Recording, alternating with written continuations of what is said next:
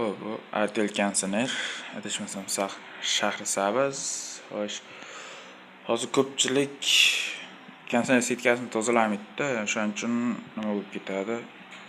Havo haydash pasayadi. Mana bu yerdan ichida nima ekan, parragi bor. Aylanadigan parragi bo'ladi. Ash to'lib qoladi. O'sha hisobiga sovutish yositish pasayib ketadi. Hozir mana bu yerdan bundoq qilsam, bundoq tish qo'yib qo'l tishi bor o'zini qo'yib mana. Qulasizlar, chiqadi o'zini. Chiqqandan keyin mana tishi bor. Ko'tarib qo'yasizlar, o'zi turaveradi. Sitkani olib turib yo'rasizlar. Suvga so'yib olasizlarmi? Bitta o'ziga urasizlar. Shu bilan bo'ldi. Keyin sekindan qo'yib turib qaytarib qo'yasizlar.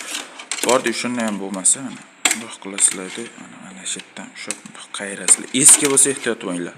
Qirseti sinib ketadi. Shuning uchun sekin qo'yasizlar. Bundoq qilasizlar mana.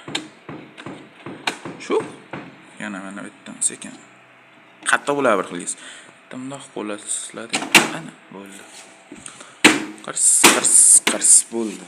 Keyin bordi, shunday ham yaxshi sovutmasa, mana bu yerdan bundoq qaraysizlar. Bundoq ichida fonar yoqsalar, ichida nimasi ko'naydi. Ana shu barabani to'lib qoladi. Mana shular chang bo'lib millimetr bo'lib qoladi. Shuni sekin keyin tozalab turib qo'yasizlar.